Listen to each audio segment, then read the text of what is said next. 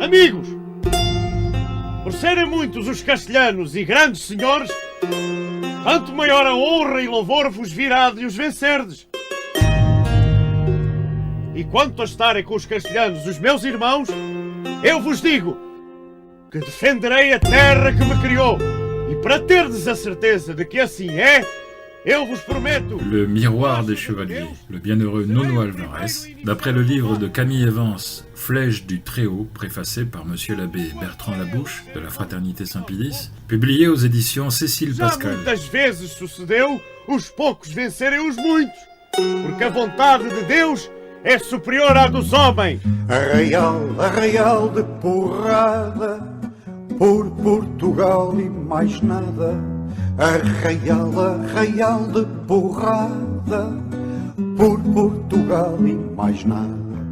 Quem do alto de tanta sela e montada, tanta vez em sobressalto, pôs castela em debandada, pode lá ver pela frente, pode lá ter por diante, apenas gente aparente, gente de sangue garrafeiro, sem que se exalte e se zangue o seu rompante guerreiro. Arraial de porrada, por Portugal e mais nada. Arraial de porrada, por Portugal e mais nada. Na imagem de vitral do espiritual cavaleiro, medalhão medieval, aos pés do qual me consterno, está ou não Portugal de Portugal? Está ou não Portugal inteiro e eterno? Está ou não Portugal de Portugal? Está ou não Portugal inteiro e eterno? Arraial de porrada, por Portugal e mais nada. Arraial de porrada, por Portugal e mais nada. Do alto lá do seu posto atendei a lá o recado que me foi lançado em rosto, derramando o seu desgosto sobre a data já remota, dia 14 de agosto, quadrado da Aljubarrota. Arraial de porrada, por Portugal e mais nada. Arraial de porrada, por Portugal e mais nada. E ali a mim me reúno à sombra de uma bandeira que me quis sagrar aluno de Dom Nuno Álvares Pereira, que do alto de tanta sela e montada pôs castela em debandada. Arraial de porrada, por Portugal e mais nada. Arraial de porrada, por Portugal e mais nada. Saia de novo a terreiro da atalaia e a dar ajuda a todo o povo inteiro outra vez contra o estrangeiro nos acuda. Ponha a andar daqui o andeiro, a tal arraia miúda. Arraial de porrada, por Portugal e mais nada. Arraial de porrada, por Portugal e mais nada. Arraial de porrada, por Portugal e mais nada. Arraial de porrada, por Portugal et mais nada. Bonjour chez vous, c'est Hector de Maris. Chers auditeurs, chères auditrices, vous possédez en ce moment un document rare parce qu'il n'existe quasiment rien sur la vie de celui que la Sainte Église nomme le bienheureux Nono Alvarez de Santa Maria, frère Carme, celui dont l'histoire se souvient sous le nom également glorieux de Nono Alvarez Pereira Connétable de Portugal, le Saint Connétable. Alors, l'intérêt pour nous, militants catholiques et chevaliers, est résumé par le beau commentaire des éditions DPF sur leur site, chiré.fr. Voici un saint tout marial qui fut à plus de 5 siècles de distance le seigneur des terres que Notre-Dame du Saint-Rosaire honora de ses apparitions en 1917. Contemporain de Sainte Jeanne d'Arc, avec laquelle il présente plus d'un trait de ressemblance, Nono, chevalier sans peur parce que sans reproche, armé de la même invincible foi en Jésus-Christ, bouta les Castillans hors du royaume de Portugal. Ce génie militaire, qui jamais aucune bataille ne perdit, était aussi et surtout un contemplatif épris d'absolu. Il acheva au Carmel de Lisbonne, qu'il avait lui-même construit, une existence lumineuse, où domine la force et la pureté. À l'ombre du cloître, il remporta la plus éclatante de toutes les victoires, celle qui touche Dieu au cœur et ouvre les portes du ciel. Il n'existe donc quasiment rien sur le Saint Connétable de Portugal, hormis peut-être ce beau petit livre de Madame Camille Evans, Flèche du Très-Haut, paru aux éditions Cécile Pascal, Pascal P-A-S-C-H-A-L-E, et qu'on peut maintenant se procurer aux éditions DPF, chiré.fr. Pour vous mettre un petit peu dans la confidence, l'auteur du livre me l'avait offert en marge d'un des chapitres généraux de l'Ordre des Chevaliers de Notre-Dame au couvent dominicain d'Avrier en Anjou. Je précise que cet enregistrement gratuit ne saurait en aucun cas être vendu et qu'il se trouve désormais à titre donc gracieux au catalogue des livres enregistrés mis à la disposition de l'Ordre. Ce qui frappe, mais vous allez le constater en écoutant sa vie, ce qui frappe dans la vie du bienheureux, ce fut l'amour de son pays, le Portugal, la valeur guerrière, sa valeur guerrière, son esprit de décision dans les combats, le fait qu'il soit inaccessible au découragement, mais aussi sa très grande bonté, même envers ses ennemis, sa grande humilité et sa très grande foi mariale de chevalier catholique. Monsieur l'abbé Bertrand Labouche, que je salue très respectueusement, a rédigé la préface que je vais vous lire. Voici donc cette préface, et ensuite dans la foulée je vous lirai l'avertissement de l'auteur, mais tout de suite la préface de Monsieur l'abbé Labouche. Ce petit livre sur le Saint Connétable Nuno Álvares Pereira vous étonnera doublement. Tout d'abord, vous découvrirez un héros aussi prestigieux qu'inconnu de la plupart des Français. Certes, l'histoire de notre pays est riche en figures illustres, les Bayard, Jeanne d'Arc, du Guesclin et tant d'autres, mais d'autres nations peuvent aussi se glorifier légitimement de grands noms. Le bienheureux Nuno Álvares Pereira est un des plus illustres fils du Portugal dont il a sauvé l'indépendance. Ensuite, la science militaire et le courage de Nuno, alliés à l'ardeur de sa sainteté, ne pourront vous laisser indifférents. Imaginez un fauche terminant sa vie comme frère convers, ou un simple religieux dont le passé fut celui d'un chevalier invincible. En ces jours marqués par un déclin du courage est une expression de Alexandre Solzhenitsyn dans son discours de Harvard en 1978, en ces jours marqués par un déclin du courage, en particulier tant de jeunes gens perdent rapidement et parfois irrémédiablement leur fraîcheur, leur joie, leurs aspirations les plus légitimes et bientôt s'aigrissent et se révoltent. Il s'agit d'un extrait du discours de Pie XII du 25 août 1957. La lecture de cet ouvrage est donc bien opportune. Puisse cette première édition en français des hauts faits de Nuno Álvares Pereira susciter des chrétiens exemplaires, vertueux et intrépides au service de la France, de l'Église et du Christ roi. Voilà donc pour la préface de Monsieur l'abbé Bertrand Labouche. Maintenant donc l'avertissement de l'auteur. Il existe sur la vie du bienheureux Nuno Álvares Pereira une infinité d'ouvrages en langue portugaise. Dans le livre Fatima, le message pour notre temps, les lecteurs auront pu découvrir les grandes lignes de cette existence héroïque. Mais, à notre connaissance, aucun ouvrage en français ne lui est entièrement consacré, d'où le présent opuscule. Ce texte s'appuie principalement sur 3 sources: Crónica do Condestable de Portugal, rédigé vers 1433, soit 2 ans après la mort de Nuno, par un auteur anonyme qui semble l'avoir très intimement connu, et publié en 1526, Crónica de El Rei Don João Ier de Fernão Lopes, chroniqueur royal, dont l'œuvre éditée en 1644 reprend en la rectifiant la chronique anonyme, et Vida do Beato Nuno Álvares Pereira, Santo Condestável de l'abbé Baleario Aleixo Cordeiro, paru en 1919 et qui est une reprise augmentée du mémoire rédigé à la demande du père Gabriel Wessel, postulateur de la cause. Les sources sus-mentionnées fournissent au total assez peu de renseignements. Il s'agit d'un guerrier carmélitain qui, après avoir fait oraison sur les champs de bataille, entra dans l'absolu silence du grand champ de bataille de l'oraison. D'autre part, la plus grande partie de la documentation canonique réunie à son sujet fut La Proie des Flammes en 1755.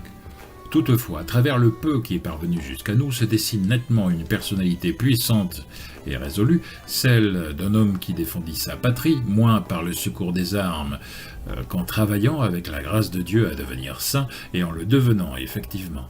Je précise que ce que vous allez entendre n'est pas la lecture du livre, mais une synthèse, que j'espère être la moins maladroite possible. Nuno Álvarez Pereira naît un beau jour, le 24 juin 1360, qui célèbre la nativité de Saint Jean le Baptiste, qui est une fête traditionnelle de la chevalerie, qui est d'ailleurs l'une des fêtes propres de l'ordre de Notre-Dame. Le noble fils du chevalier Álvaro Pereira naît au château de Sernanche de Bonjardim au Portugal, situé non loin de Fatima, grand lieu d'apparition mariale, comme vous le savez, au XXe siècle. Il est le fils de Don Álvaro Gonçalves Pereira et de Doña Iria do Carvalho. Don Álvaro, il faut le dire, était l'un des personnages les plus importants du royaume à cette époque-là, puisqu'il était le prieur de Crato, c'est-à-dire le maître des chevaliers hospitaliers de Saint-Jean, dont la maison cheftaine au Portugal était érigée à Crato, à un galop de cheval de l'Espagne.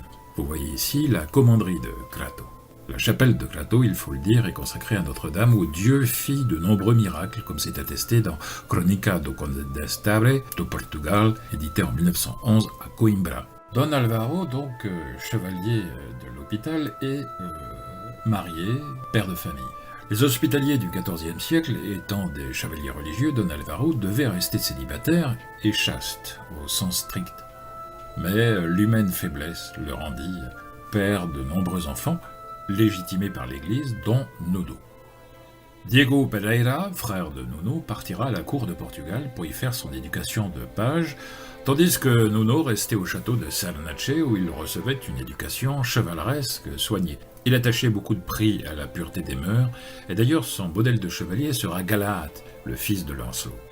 On peut dire que Nuno Álvarez fut un nouveau Galahad. En 1373, son père emmène Nuno au château de Santarém, où résidait la cour de Portugal. Le roi est Ferdinand Ier depuis 1367, et il règne un scandale énorme à la cour de Santarém. Ferdinand Ier de Portugal se devait d'épouser la princesse espagnole Éléonore de Castille, fille du roi Henri II, au terme du traité d'Algotim passé en 1371. Or, voici que ce souverain portugais vole Éléonore Tellez de Meneses, dont il était tombé follement amoureux, et Éléonore Tellez était déjà l'épouse d'un des courtisans du roi. Peu importe pour Ferdinand, qui fait annuler son projet de fiançailles, et qui également fait annuler le mariage de Léonore Tellez par un juge. Léonore, il faut le savoir, elle est détestée par le peuple qui l'appelle la perfide. Le roi de Portugal se rendait donc parjure et adultère avec une femme de petite vertu. Le roi de Castille, Henri II dit le Magnifique, envahira le Portugal en décembre 1372 en représailles et incendiera Lisbonne même l'année suivante. Alors parlons brièvement de la naissance de ce royaume de Portugal. Au 8e siècle, l'invasion arabe a soumis la région ibérique, de Porto à Lisbonne, à l'émirat de Cordoue. Toute la région, au départ le district de Porto, mais très vite les terres comprises entre le Minho et le Tage, toute cette région sera appelée Portugal, par les princes chrétiens des Asturias, des Asturies. Cela constituait, et cela constitue toujours, le large littoral à l'ouest de la péninsule que vous voyez ici sur cette carte.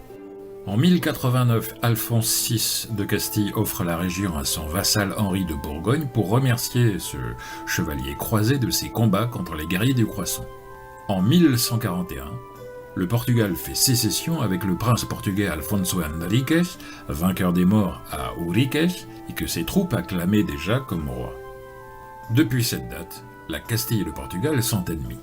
Lorsque Nuno Álvarez Pereira vint au monde, en 1360, le Portugal n'a que 2 siècles d'existence, mais il possède une forte identité nationale, il possède son université, il a sa culture propre. Lorsque le roi Pierre II de Portugal est assassiné en 1367, son fils Ferdinand Ier s'allie avec le roi d'Aragon pour envahir la Castille. Mais Ferdinand de Portugal, peu après, demande par traité en 1371 la main d'Éléonore, fille d'Henri II, son ennemi de la veille. Et le voilà épousant ensuite Léonore Tellez, pourtant mariée avec le fidalgo João da Cunha, tout en traitant militairement avec Jean de Gand, duc de Lancastre, fils du roi d'Angleterre Édouard III, contre la Castille. Décidément, le souverain de Portugal est méprisable fourbe et parjure. Furieux, Henri de Castille envahit le Portugal et incendie plusieurs villes, dont Lisbonne. Au pape Grégoire XI, le beau papa floué mais magnanime déclare ceci par la voix du cardinal légat. « Je ne veux pas la guerre avec le Portugal. Ce que je veux est une paix solide, à l'abri de l'inconstance et de la légèreté de son roi. » Lorsque les Portugais eurent appris les desseins de leur souverain alors qu'ils détestaient Léonor Teles, ils envahissent le palais royal. Lisbonne, Santarém, Alenquer, Tomar, Abrantes se soulèvent. Ferdinand Ier court se réfugier au couvent hospitalier de Lessa, où il épousera Léonore, la faisant reine du Portugal. Les nobles portugais protestataires, au nombre de 3000 environ, seront arrêtés, proclamés rebelles et dépossédés de tous leurs biens. En outre, l'épouvantable reine ordonne que les détenus aient les mains et les pieds coupés. Cela est attesté par la chronique du roi Ferdinand de Fernão Lopes, publiée en 1897 et rééditée en 1921 à Porto. Revenons à notre année 1373, en février, le prieur de Crato emmène donc son fils Nuno, âgé de 13 ans, au château de Santarém. Son fils Diego y est déjà l'un des pages du roi. Pratiquement au moment de l'arrivée du prieur de Crato et de son fils, on annonce l'approche des Castillans. Nuno déclare d'une voix forte « Les Castillans sont nombreux, mais indisciplinés. Avec quelques bons soldats, bien courageux et un bon capitaine, je pense qu'il serait aisé de les vaincre. » On dit que Léonore a été séduite par ce jugement si mâle dans un être si jeune. Aussi demandera-t-elle au roi, son époux prétendu, la faveur d'avoir Nuno comme écuyer et de l'armée plus tard chevalier elle-même. À la date de son arrivée, en 1373, Nuno n'avait pas été mis en garde contre la fourberie de la nouvelle reine. Il estimait le couple Ferdinand-Léonore être le gouvernement légitime, point. Notez que c'est une erreur répandue à cette époque par la littérature courtoise des romans de la table ronde, dont Nuno était friand. C'était une erreur de faire adouber des chevaliers par des dames de haute lignée. L'adoubement n'est normalement conféré que par un chevalier ou bien par un évêque ou un père abbé. Je referme la parenthèse. Don Álvaro Pereira finira par quitter la cour en laissant son fils être nourri, on disait comme ça, c'est-à-dire être éduqué par la reine. Cependant, le vieux chevalier, averti des turpitudes sexuelles de la souveraine, supplia son beau-frère Martim, écuyer du roi, de veiller sur l'éducation morale de Nuno autant que sur son éducation militaire, afin qu'il fît toute chose, je cite, « afin qu'il fît toute chose pour Dieu, et que jamais il n'en fit la moindre contre son service ». Le couple régnant sur le Portugal avait une fille, l'infante Béatrice, qui sera mariée au roi de Castille, Jean Ier. C'est à l'époque où la mère de Nuno entre au palais comme gouvernante de l'infante Béatrice de Portugal que Nuno était au courant du climat d'ammoralité qui régnait au palais. Cela révoltait l'âme de ce nouveau Galate, hélas écuyer de Léonor Teles. Il était de notoriété publique que, en plus de son union adultère avec le roi Ferdinand, la reine licencieuse avait un amant. Cela n'empêchait pas Nuno de se conserver pur au milieu de la corruption. Malgré sa volonté de rester célibataire pour se consacrer à Dieu dans l'état militaire, son père Álvaro, son cousin Álvaro Pereira et son cousin Álvaro de Carvalho se liguèrent jusqu'à réussir à lui faire accepter l'idée de mariage avec Dona Leonor de Alvim, veuve de Vasco de Barroso, une riche et puissante dame de la haute noblesse portugaise. Et le mariage est annoncé avec la permission du pape, parce que la fiancée est parente de Nuno au 4e degré. Les noces sont célébrées le 15 août 1376 dans une localité du nord de Lisbonne. Le couple s'établit à Santa Maria de Pedraça, dans une propriété de la famille des Barroso. Dona Leonor était une fervente catholique qui donnait à son époux de très sages conseils pour administrer les gens de sa province, ses sujets. Quant à Nuno, loin de la corruption de la cour, au milieu des montagnes, il vivait la vie d'un chevalier religieux. Il parlait peu et seulement si nécessaire, selon les recommandations de Saint Jacques, dont l'image sera brodée sur son étendard de guerre. Son oui était oui, son non était non. Il partageait son temps entre l'administration de ses terres, la chasse et l'oraison. Comme Saint Louis, il assistait quotidiennement à 2 messes et 3 les samedis et dimanches. Il récitait l'office en entier chaque jour. Pour réciter matine, il se levait la nuit comme un moine, qu'on soit en temps de paix comme en temps de guerre. En plus des jours imposés par l'Église, il jeûnait 3 jours par semaine, il communiait 4 fois par an, Noël, Pâques, Pentecôte et à la Sainte Marie d'Août, c'est-à-dire l'Assomption. La maison de Nono Alvarez se composait de 20 écuyers et 30 fantassins. Aucun de ces hommes n'était un truand ou un mauvais catholique sous peine d'être chassé. Le couple Pereira sera les heureux parents de 2 fils et d'une fille nommée Béatrice en l'honneur de l'infante. Tous les serviteurs de Santa Maria de Pedraza vénéraient leur maître et sa dame avec une profonde admiration. Et c'est au cœur de ce nid d'amour et de foi que se forgera l'épée de la nouvelle armée au service d'un gouvernement qui deviendra authentiquement chrétien. En mai 1378, Don Alvaro Pereira meurt en son château d'Almeida. Nono est là, son père part pour la demeure de Dieu avec les prières et les sacrements de l'église. 18 de ses enfants sont présents. Une immense procession avec la participation des chevaliers de l'hôpital de Santiago conduit le cercueil du grand maître à sa dernière demeure. Lors de la cérémonie d'inhumation, quelques nobles portugais feront part de leurs inquiétudes à Nono. Le roi Ferdinand Ier ne renonce pas à son vieux projet de l'an 1367, vous savez, celui de se faire couronner roi de Castille. On le sait par un courtisan influent surtout auprès de la reine, João Andeiro, que le trop faible Ferdinand Ier a fait comte d'Orem et ambassadeur en Angleterre auprès de Jean de Gand, duc de Lancastre. Suite à des pourparlers anglo-lusitaniennes, des troupes anglaises débarquent en 1381 au nord sur les rivages castillans de l'Atlantique. En riposte, les troupes castillanes, commandées par Fernando Osores, grand maître des chevaliers de Santiago, pénètrent en Portugal.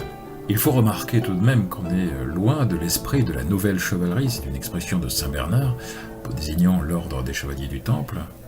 Donc on est loin de cet esprit de la nouvelle chevalerie, qui les Templiers avaient toujours refusé de lever l'épée contre des chrétiens. Ici on voit un affrontement entre différents ordres militaires du XIVe siècle. La province de l'Alentejo est envahie par les Espagnols. Le roi Ferdinand donne ordre à Nono de foncer à Portalegre pour prêter main forte à son frère Pedro qui défendait la ville. Nono est juste âgé de 18 ans, il faut le dire. Les chevaliers de Santiago et les Espagnols se sont frayés en sentier de flammes et de sang jusqu'à Coruche et Pavia en faisant énormément de prisonniers. Les chefs militaires de l'Alentejo, sur ordre de Ferdinand, s'unissent contre Fernando Osores qui a dressé son camp à Badajoz. Le but est de prendre les Espagnols par surprise. Les Portugais allaient réussir lorsque les guetteurs annoncent l'arrivée de la colonne de l'infant Jean de Portugal, fils d'Inès de Castro et demi-frère de Ferdinand Ier, de Jean, grand maître d'Avis. Que s'était-il passé ? Eh bien, les manœuvres de la perfide Léonore Tellez l'avaient poussé, l'infant Jean de Portugal, à faire assassiner son épouse. Et l'infant Jean dut s'enfuir en Castille. C'est ainsi que Jean de Portugal arrivait à la rescousse du grand maître de Santiago. À la nouvelle de cette arrivée, les chefs de l'armée royale voulurent se retirer du combat, ce que désapprouvait et impuissant Nono. Celui-ci s'avisa donc de provoquer en combat singulier le prince João Osores, fils aîné du grand maître des chevaliers de Saint-Jacques, du moins il en avait l'intention, et il le fit savoir. 10 Portugais contre 10 Espagnols. Si les Portugais remportent la victoire, les Espagnols bien sûr se retirent du Portugal. Nono se proposait de tuer João Osores, et le fit savoir au prince, qui accepta le combat. Informé, le roi Ferdinand lui ordonne de ne rien faire. Il craignait de perdre Nono. Humilié, mais mettant la discipline et le respect de l'autorité au-dessus de sa personne, Nono doit annoncer à l'Espagnol qu'il renonce. Des suites de l'incompétence du gouverneur militaire de Lisbonne à protéger la ville, le roi le démet de sa charge et le fait remplacer par l'un des frères de Nono, Pedro Alvarez, assisté de Nono, donc Diego, Alvaro, Fernando et Rodrigo. Les premiers combats sont à l'avantage des Portugais, les Castillans n'étant pas habitués à autant d'impétuosité. Mais bientôt on annonça l'arrivée de 200 soldats castillans, ce qui provoqua le doute chez les Portugais. Alors pour les encourager au combat, Nono a été magnifique. Il éperonne son cheval en direction des Castillans, seul lance au poing. Aucun coup de l'ennemi ne parvint à l'atteindre. Sa lance se brise au premier choc, il sort en épée et coupe des têtes, à droite et à gauche. Soudain, son cheval s'effondre, Nono est coincé au sol, la jambe retenue sous le poids de l'animal blessé. C'est un prêtre de Lisbonne, Vasco do Couto, qui le délivre en coupant rapidement la sangle de la selle et en extrayant Nono de dessous l'animal. C'est la victoire côté portugais car des troupes de réserve commandées par Fernando, Diego Pereira et Pedro do Casal attaquèrent les Castillans par l'arrière. Mais la victoire est miraculeuse. On ne déplorait aucun mort chez les Portugais. Toute la population de Lisbonne ovationna ses libérateurs. Alors que les Castillans se préparaient à attaquer Badajoz, soudain les envahisseurs se retirent pour une raison inconnue. La paix est signée entre les deux nations, un salvatella de ma gauche, en avril 1383. À l'appui de sa signature, Ferdinand Ier de Portugal s'engage à marier sa fille, l'infante Béatrice, au nouveau roi de Castille, Jean Ier. C'est ce qui fut fait. Nuno Álvarez Pereira était opposé à cette alliance, d'autant plus qu'il déplorait la soumission du vieux roi Ferdinand, subitement tombé malade, à l'antipape Clément VII. Les noces entre Jean Ier de Castille et Béatrice de Portugal étaient célébrées le 14 mai 1383, et un incident va émailler le banquet de noces. Cet incident a été provoqué surtout par le scandaleux spectacle des 12 échanges, alors que Ferdinand Ier était cloué au lit, 12 échanges entre Léonore Tellez et Juan Andeiro, comte d'Urem, le favori. Nuno quitte sa place et renverse la table où se tenait le roi de Castille et sa nouvelle épouse, le comte d'Urem et celle qui deviendra bientôt la régente, la Messaline, Léonore Tellez de Meneses. On rapporte qu'après cet incident, le roi de Castille prononça cette phrase à propos de Nuno. Celui qui est capable de ça aura le courage de faire beaucoup plus encore. L'acte de guerre posé par Nuno, le futur champion du futur Jean Ier de Portugal, l'acte de ce 14 mai 1383, montrait ce dont le Portugal catholique sera capable, sous la conduite d'un tel capitaine, comme on disait, pur comme l'aurore et fort comme une armée. L'incident sera rapidement clos, le roi de Castille se faisant magnanime, Jean et sa nouvelle épouse repartent vers Tolède. Ferdinand Ier ne survivra que 5 mois à l'incident diplomatique léger entre la Castille et le Portugal. Le roi meurt de phtisie le 22 octobre 1383 en son palais de Lisbonne. Ferdinand est enterré dans l'abbaye franciscain en l'église Saint-François de Paule à Lisbonne. Le peuple est scandalisé de voir que la reine n'accompagne pas le corps de son époux défunt. 30 jours après le décès royal, les cérémonies du Trintario sont l'occasion de réjouissances et la régente convie tous les dignitaires du royaume. La nouvelle régente déclare gouverner au nom de la reine du Portugal, sa fille Béatrice, par ailleurs épouse du roi Jean Ier. C'était, aux yeux de Nuno, comme à ceux de la majorité des Portugais fidèles, c'était ni plus ni moins livrer le Portugal à la Castille. Nuno est présent, accompagné de 30 hommes en armes. Le roi Ferdinand avait finalement compris, peu avant le mariage de sa fille avec le roi de Castille, que son épouse Léonore le trompait avec Jean Andeiro, comte d'Urem, et avait voulu donner l'ordre de tuer celui qui le déshonorait. Il avait eu le projet de faire exécuter l'acte par le grand maître Davis, avant que de renoncer temporairement. Le moment, c'est-à-dire les noces de sa fille avec le roi de Castille, le moment était mal choisi.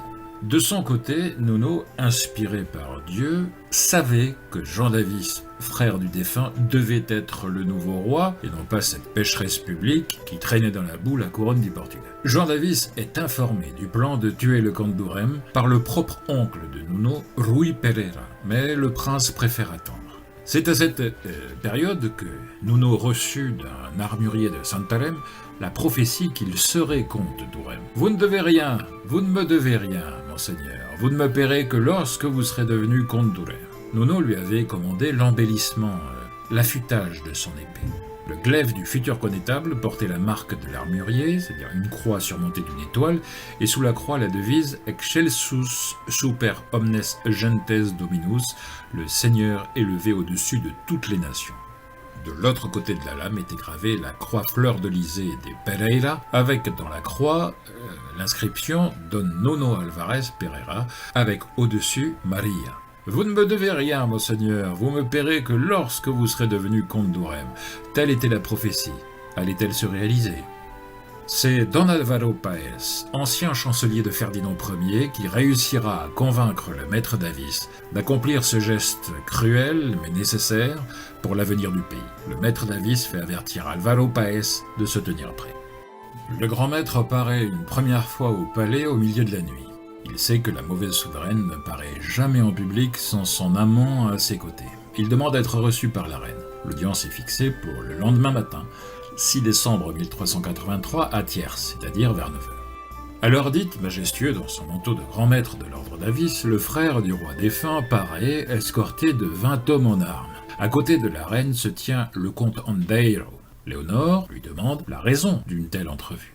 Le grand maître lui parle de la protection de la province d'Alentejo dont il a la garde, et au moment où Andeiro lui propose de rester pour le dîner, Jean Davis refuse poliment, s'incline devant la reine, et au moment de se redresser, saisit le comte stupéfait d'une poigne forte, l'entraîne hors de la pièce, dégaine sa dague et le frappe à la tête. Le fourbe respirait encore, Rui Pereira lui porte le coup mortel d'un coup d'estoc de sa lame, le comte d'Urem est mort. Aussitôt, Rui Pereira envoie un page par les rues pour crier qu'on assassine le maître Davis. Le peuple, persuadé que le comte d'Andairo, aussi détesté que sa maîtresse, est le responsable, accourt au palais avec des pics, des haches, enfin toutes sortes d'armes qu'il peut trouver, qu'il possède. Paes fait ordonner que toutes les cloches de la ville sonnent, seule la cathédrale se taisait. Don Martillo de Zamora s'y est barricadé. Il est dans le clocher en compagnie de visiteurs, le prieur de Guimarles et un notaire de Silves. Or, le prélat est castillan, mais c'est aussi un intrus, c'est un fidèle de l'antipape Clément VII. Sa sainteté Urbain VII avait refusé sa nomination, ayant désigné à sa place João Enes. Une délégation, conduite par le procurateur Sylvestre Estevens, accède au clocher par une échelle extérieure. Les justiciers s'échauffent. On rappelle à grands cris que Zamora est un castillan, un schismatique, un prélat intrus, un traître. Le prêtre schismatique est lacéré de coups de couteau, puis est précipité du haut du clocher. En bas, la foule piétine son cadavre avant de le jeter aux chiens. Arrivé au palais, la foule échauffée au soldats d'Andairo trouve les portes barricadées, bien évidemment. Certains veulent y mettre le feu, d'autres les attaquent à la hache. Le maître Davis paraît au balcon, parmi les cris de joie des insurgés qui apprennent avec soulagement qu'Andairo n'est plus de ce monde. La foule veut massacrer sur place Eleonor Teles, ce que va empêcher le maître Davis qui accomplit un coup d'état d'une manière parfaite. Pas forcément très moral, mais sans coup fait rire, comme on dit. Toujours à Santarém, Nuno apprend avec plaisir que son ami est maître du palais gouvernemental. Sa joie est ternie en constatant que son frère Pedro refuse de suivre le maître Davis et lui préfère le service du roi de Castille. La régente, décidée par tous les moyens à livrer le Portugal à Jean Ier de Castille, réfugiée à Santarém, lance ses espions par toutes les rues pour dénicher son ancien écuyer, Nuno, afin de le capturer. Celui-ci ne dort jamais sans sa cuirasse, ni ses armes à portée de main. Il fait apposer chaque nuit une double garde près de sa porte. Le maître Davis réunit son conseil à Lisbonne, sous l'autorité d'Alvaro Paes, en présence de Nuno ovationné. La régente est déclarée déchue, l'autorité royale de Béatrice de Portugal est dénoncée, Jean est acclamé comme régent et défenseur de Portugal. 24 des meilleurs Portugais sont nommés pour assister le régent. Nuno Alvarez, quant à lui, est nommé chef de l'armée, sans être encore officiellement connétable.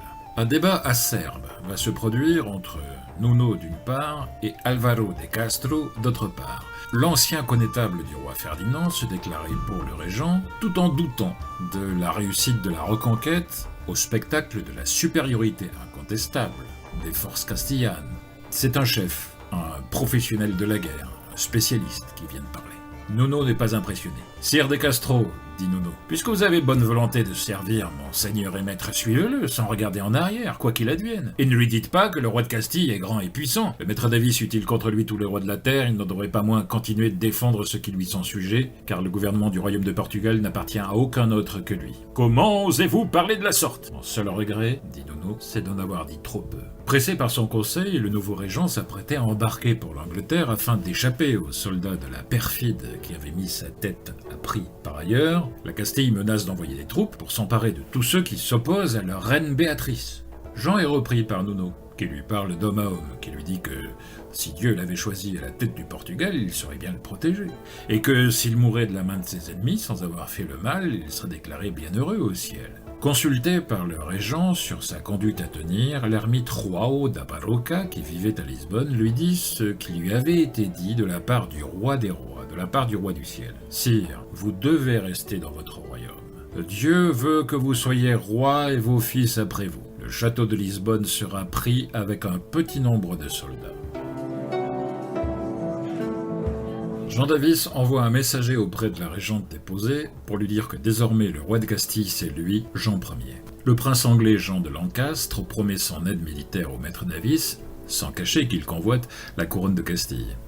Lisbonne est tout acquise au nouveau roi, à part les défenseurs du château Saint-Georges, Martim Balente et Alfonso Nogueira. Mais par la suite d'une entrevue avec Nuno, Balente finit par avoir des remords de travailler pour la Castille.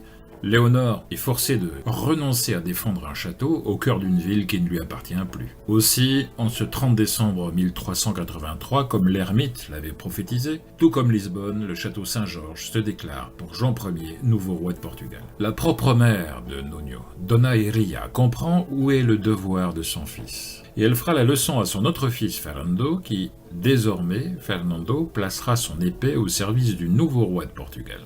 Humilié d'avoir perdu Lisbonne et son château, Léonore écrit à toutes les places fortes du Portugal, sommant les barons, les seigneurs de reconnaître leur reine, Béatrice de Portugal. C'était plus aisé que de leur demander de reconnaître le roi de Castille. À Braga, Vasco Lourenço envoie sonner à son de trompe que chaque habitant de la ville, clair ou laïque, doit aller à la cathédrale proclamer son allégeance à la reine Béatrice. Ceux qui refusent sont exécutés. Rapidement, les citadelles d'Urem, Torrevedras, Mura, Braga, Chaves, Linares font leur soumission à Béatrice et, partant, au roi de Castille. Pour Nuño, au service de Jean Ier de Portugal, commence ce que les historiens de la péninsule appellent la guerre des châteaux.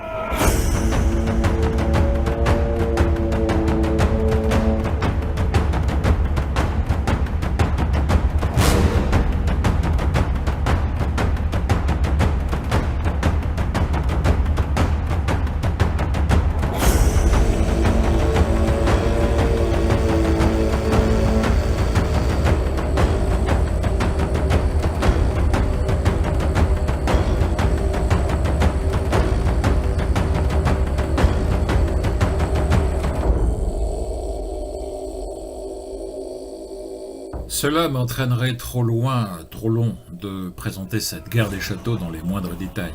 Camille Evans en parle sur 6 chapitres. Je ne vais donc présenter ici que l'essentiel, sans oublier de mentionner l'héroïsme de Nuño à chaque fois que cela sera nécessaire. C'est d'abord la conquête de Montserrat, dont le gouverneur, seul parmi tout son peuple, ne se voulait reconnaître que du roi de Castille. Entre-temps, Léonore Tellez finira par se brouiller avec le roi de Castille parce que cela contrariait ses plans d'arriviste et d'assoiffé de pouvoir, elle à qui le Portugal est échappé peu à peu. Son plan était de faire assassiner par Pedro de Castro le roi Jean Ier de Castille, puis d'épouser l'assassin pour régner avec lui sur Castille et Portugal. Mais la conspiration sera découverte à temps par Jean Ier qui lui dit « Madame, pour l'amour de votre fille, je ne vous tuerai pas. Mais je vais vous faire enfermer dans un couvent où vivent des reines veuves et des filles de rois. Je veillerai personnellement à ce que vous y soyez bien heureux. » Après de vaines tentatives pour être sauvée de la prison par quelques conjurés amis, la perfide est enfermée au couvent de Tordesillas jusqu'à sa mort en 1405. Elle passera 22 ans à être cloîtrée contre son gré. Mais l'arrestation de la Tellez eut du bon, puisque plusieurs citadelles et forteresses de l'Alentejo, informées de cette arrestation, firent rapidement leur soumission à la couronne de Portugal. Le roi de Castille réagit rapidement en envoyant une colonne militaire à Crato, siège de l'ordre des chevaliers d'Avis. Le roi Jean nomme alors Nuño gouverneur militaire de l'Alentejo. Celui qui n'accepta cet honneur que pour servir Dieu et sa patrie eut 40 écuyers sous ses ordres, dont Vasco Laitao, neveu du grand maître de l'ordre du Christ, et Pedro Bato, qui avait investi avec lui le château de Lisbonne. En attendant, la garnison de l'Alentejo n'était composée que de 100 chevaliers, 230 lanciers, 100 archers et 1000 fantassins, en tout moins de 1500 hommes. Nuño décida de ne compter alors que sur l'aide de Dieu. Il fit réaliser un étendard de guerre blanc, orné d'une croix rouge couleur du sang du divin crucifié, qui comportait l'image de Notre-Dame des Sept Douleurs, Saint Jean, l'Enfant Jésus, Saint Georges, Saint Jacques le Majeur. Ces 2 patrons de la chevalerie sont représentés agenouillés et les mains jointes. On se prépare au combat.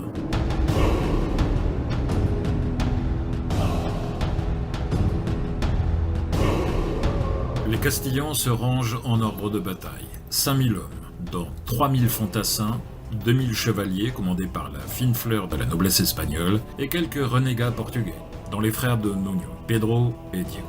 Ainsi que le fera un certain Colonel Travis, plus de 450 ans plus tard, dans une mission espagnole du Texas transformée en fortin contre les Mexicains de Santa Anna, le chef des armées portugaises trace une ligne sur le sol et ordonne à ceux qui veulent rester se battre de se placer de ce côté-ci, et ceux qui veulent le quitter de se placer de ce côté-là. Et comme plus tard les braves défenseurs de l'amour, tous se rangent du bon côté, décidés à vaincre ou mourir pour l'Alentejo et pour leur capitaine, Nuño Álvarez. La bataille dans l'histoire retiendra le nom, eut lieu le 6 avril 1384 face à un lieu-dit nommé Atuleiros, à Porto Alegre, au Portugal, à 60 km de la frontière avec l'Espagne. Pour cette bataille, Nuño va employer la tactique qu'il a apprise des Anglais 38 ans plus tôt, hélas, à Crécy contre les chevaliers français. Curieusement monté sur une mule, peut-être pour imiter notre Seigneur, jugé sur un âne le jour des rameaux, Nuño divisait son armée en plusieurs pelotons, le tout en serrant un carré d'arbalétriers protégé par une palissade de pieux plantés en terre, pointe effilée dirigée vers le ciel. Puis Nuño s'agenouille et prie intensément, après avoir harangué ses hommes. Puis il se lève, saisit la lance que lui tend un écuyer, et crie « Mes amis, souvenez-vous de 4 choses. La première est de vous recommander à Dieu et à la Vierge Marie, sa Sainte Mère, afin qu'ils nous viennent en aide contre nos ennemis. La deuxième, vous êtes ici pour servir votre Seigneur, le bon roi Jean. La troisième, vous êtes venus défendre vos terres, vos maisons, et vous libérer de la suggestion que le roi de Castille voulait vous imposer. La quatrième, soyez fermement résolus à tout souffrir et à combattre, non pas 1 heure, mais toute la journée, et plus s'il le faut. » Ensuite, on entend les cris de « Castille-Saint-Jacques » côté Castillon, et « Portugal-Saint-Georges » côté portugais. Conscients de leur écrasante supériorité numérique, les Castillans pensaient vaincre rapidement. La détermination froide et résolue de ce jeune officier ennemi à la tête d'une poignée de soldats, vraiment, ils en étaient ébahis.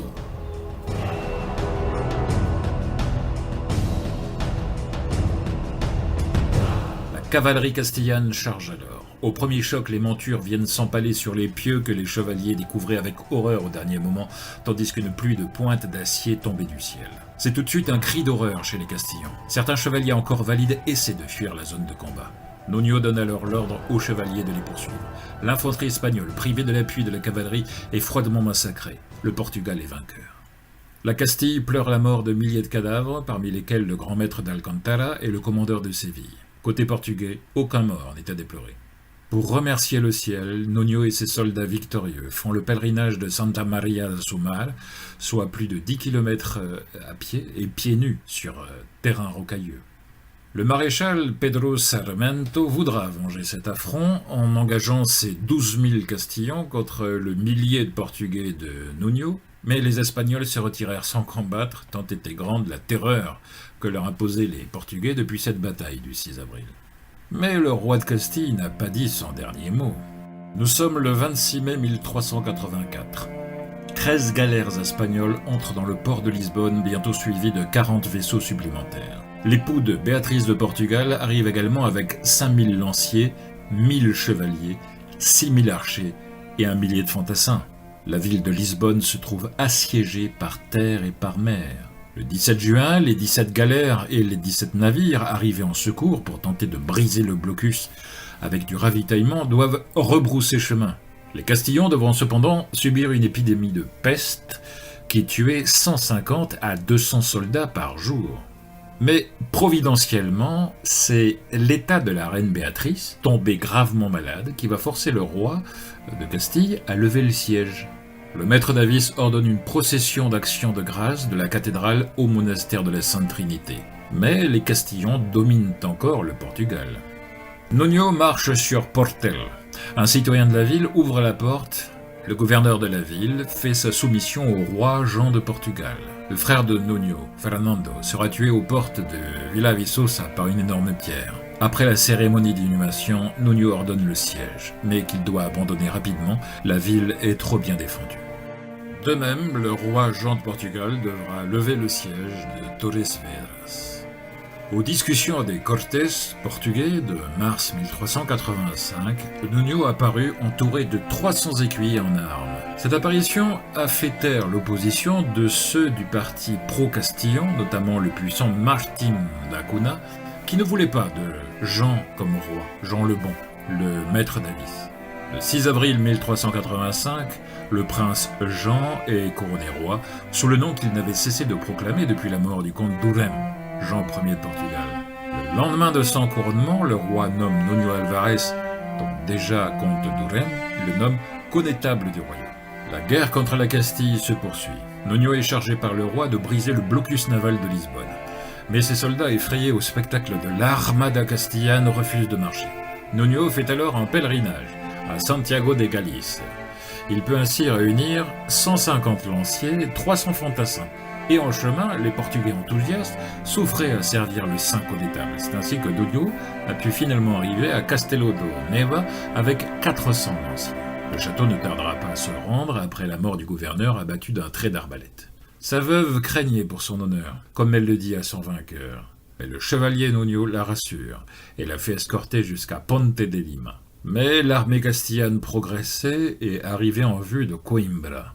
Jean de Castille refusait toujours de reconnaître Jean de Portugal, qu'il persistait à nommer Maître Davis, ni le connétable. Les Lusitaniens sont terrifiés. Nuño prend la parole durant le conseil de guerre. « J'ai promis aux Lisboètes de ne pas laisser l'ennemi approcher de Lisbonne sans avoir à passer sur mon cadavre, et je me dois de tenir parole. » Sans faire prévenir le roi de Portugal, Nuño prend la tête d'un détachement de 2000 hommes. Le dimanche 13 août 1385, après avoir entendu la Sainte Messe, Nuño marche sur Leiria, où était l'armée de Castille.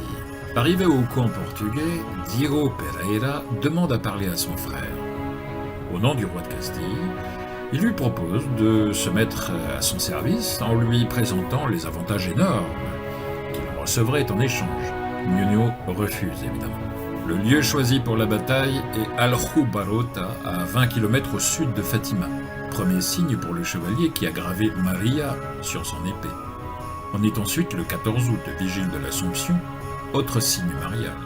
Comme d'habitude, avant le combat, Nuño assiste à 2 messes et communie. Ses soldats imitent leur chef. Le roi Jean et son connétable, confiants en l'issue du combat, haranguent leurs hommes. L'archevêque de Braga fait de même. Il donne à tous les soldats l'indulgence plénière d'Urbain VI accordée à ceux qui combattent les schismatiques.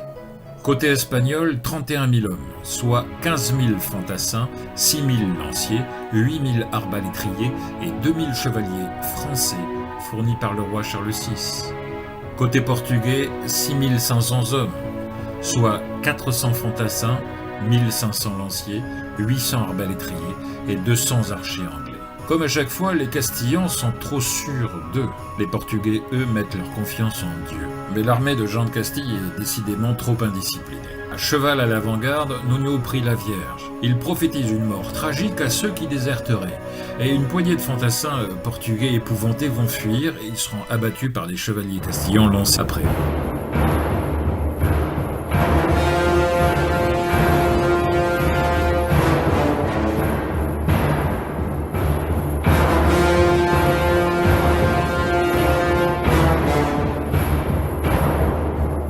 Le combat s'engage à Vêpres. Nuño avait placé son armée sur une pente raide surplombant l'armée de Castille.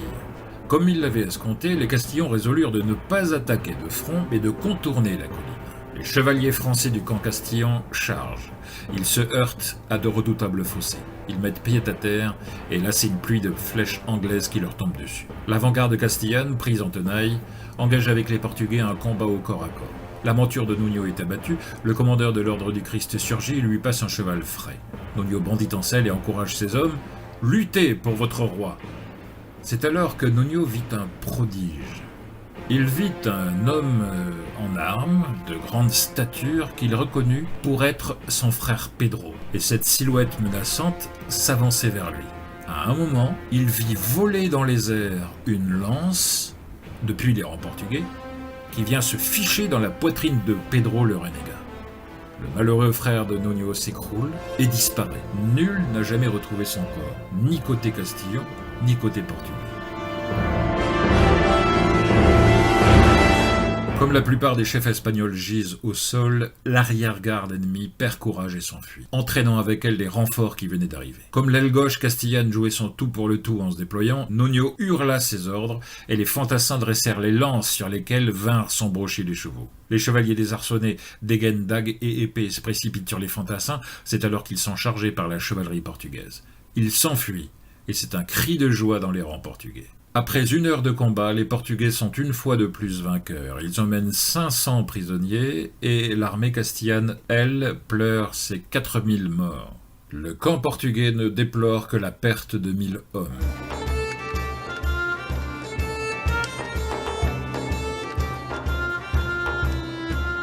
À à l'ébahissement je crois même qu'on disait à l'ébobissement, à être ébobi, l'ébahissement de la nation portugaise, le roi Jean annonce le 17 août 1421 que le connétable avait décidé de se retirer au Carmel de Lisbonne. Il n'entre pas au Carmel comme religieux, il garde sa cuirasse sous son large scapulaire et s'installe dans une petite maison attenante au couvent. Il se retire dans la solitude en restant à la disposition du Portugal. 1422, Nuno, premier ministre du roi, deuxième connétable de Portugal, septième comte de Barcelos, troisième comte d'Urem, deuxième comte d'Arraiolos, prend l'habit de Donato alors qu'on lui suggérait au moins d'être prêtre. Donato, c'est la situation la plus humble. Le Donato ou frère donné est moins qu'un frère convers chez les Carmes. Le 15 août 1422, toute la famille royale assiste à la prise d'habit de l'ancien connétable. Nuno recherche sans cesse les emplois les plus humbles. Il nourrit les pauvres à la porte du couvent en distribuant la soupe contenue dans sa vieille marmite de campagne militaire. Nuno de Santa Maria fait profession le 14 août 1423, quittant ainsi officiellement la vie publique. Néanmoins, on sait que, cédant la supplique de son roi, il dirigea une brève campagne militaire en 1424 contre les guerriers morts en Portugal. Il annonce « Je viens, tenant d'une main mon rosaire et de l'autre mon épée ».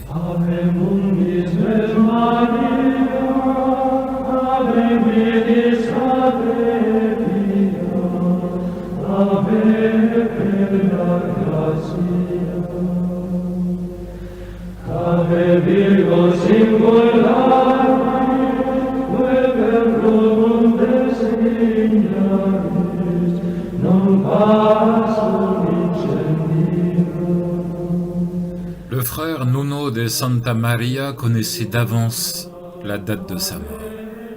Le 1er novembre 1431, dans sa pauvre cellule de Donato, en présence de ses chevaliers, du roi, des religieux carmes qui étouffaient leurs sanglots, il reçoit l'extrême-onction et le saint viatique.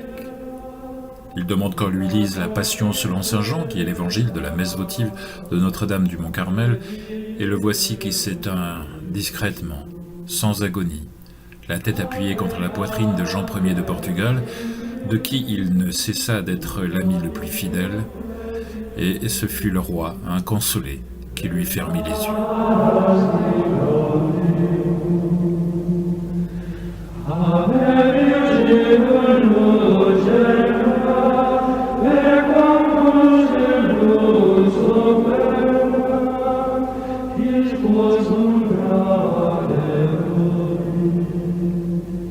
Nuno Álvares Pereira fut tout de suite célébré comme un saint au Portugal.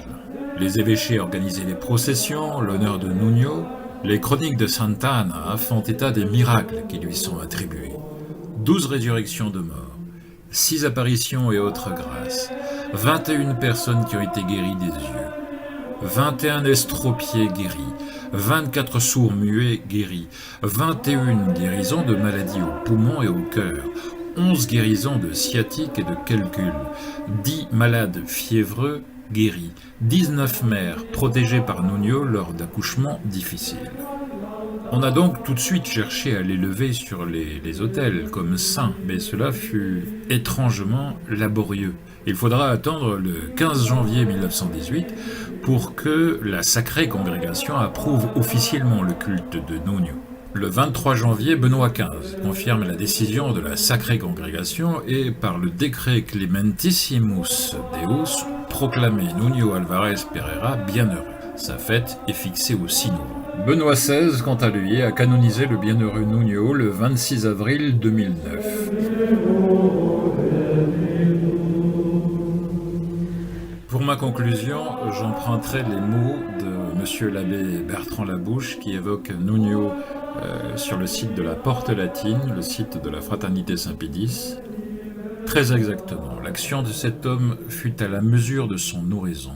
Il fut un véritable homme d'action parce que son action nourrie, engendrée par la prière, était celle voulue par Dieu, qui fait tout avec ordre, poids et mesure.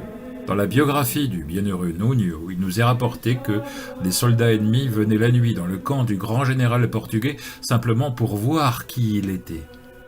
Qui était cet homme qui n'hésitait pas à faire distribuer du blé à l'ennemi affamé? À la question « Comment se fait-il que vous ne perdiez jamais une bataille ?» il répondait « Pour me vaincre, il suffit de m'empêcher de communier avant. » Un jour, au plus fort d'une bataille, alors que tout semblait perdu, Nuño Alvarez disparut derrière des rochers et se mit en prière. Quand un soldat affolé vient le chercher, il repart comme un lion en traînant ses hommes, 1000 ennemis en déroute. L'action transposait l'exemple, l'apostolat, l'accomplissement du devoir d'État. L'action appelle la prière, nécessairement, sinon elle se mue en agitation, on s'affaiblit. Et la prière véritable, notre chapelet quotidien par exemple, engendre du bon travail, une action profonde. Aujourd'hui, l'homme détruit, n'édifie plus, parce qu'il ne prie plus. Une âme qui ne prie pas condamne son action à la stérilité, perd son temps avant de se perdre elle-même. La prière, c'est exactement le contraire d'une perte de temps. Pour nous, chevaliers, le saint connétable Nuño Alvarez Pereira, frère carme de Sainte-Marie, est un exemple lumineux, une voie à suivre. Bien entendu, il est, comme d'autres grands saints chevaliers, Saint Louis, son cousin Saint Ferdinand III de Castille et Léon, Saint Matthieu de Beauvais ou Saint Amédée, duc de Savoie, il est peu imitable. Cependant, il doit nous léguer une de ses hautes vertus, ne pas se décourager, jamais, même si l'ennemi est 4 fois plus nombreux. Il me semble que c'est à nous, chevaliers et militants catholiques, à une époque moderne où le pouvoir politique est corrompu et où le pouvoir religieux est hérétique, où les ennemis de notre culture et de notre histoire nous cernent de toutes parts, il me semble que c'est à nous que s'adresse son discours avant la miraculeuse victoire de Toleiros du 6 avril 1384, il y a exactement 640 ans cette année, et alors que les Castillans étaient au moins 3 fois supérieurs en nombre. Voilà ce qu'il a déclaré dans sa harangue. « Mes amis, vous me dites que les Castillans sont nombreux, qu'il se trouve parmi eux de grands seigneurs, et moi je vous déclare que plus les Castillans seront nombreux et élevés en dignité, plus votre honneur sera grand. Si vous voulez être mes compagnons d'armes, je vous promets d'être le premier à affronter l'ennemi. Si certains ont peur, qu'ils partent dès à présent. Avec les quelques braves qui restent, je vaincrai. La victoire appartient tout entière à Dieu et non aux hommes. Ayant en Dieu ferme espérance, je suis sûr qu'un petit nombre des nôtres vaincra un grand nombre d'ennemis. »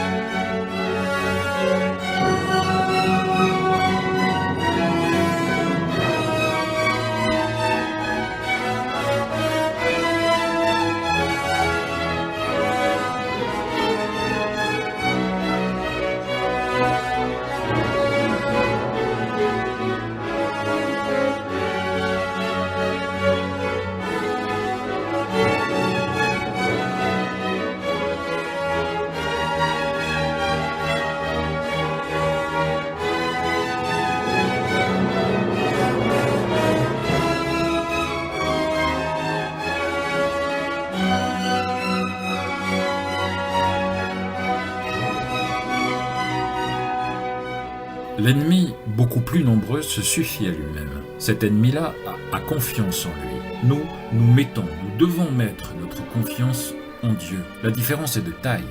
En effet, le prologue de la belle règle des chevaliers de Notre-Dame rappelle cet extrait du psaume 32. La victoire à la guerre n'est pas dans la multitude des combattants. C'est du ciel que vient la force. Nuño Alvarez Pereira, priez pour nous.